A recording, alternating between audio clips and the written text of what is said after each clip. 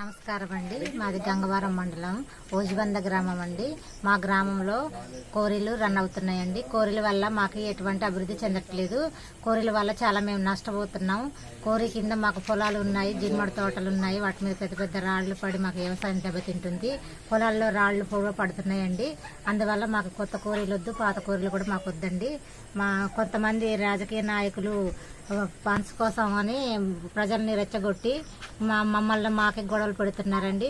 ప్రజల్ని డబ్బులు ఇచ్చి సంతకాలు పెట్టించుకొని మమ్మల్ని భయప్రాంతులను చేస్తున్నారు సార్.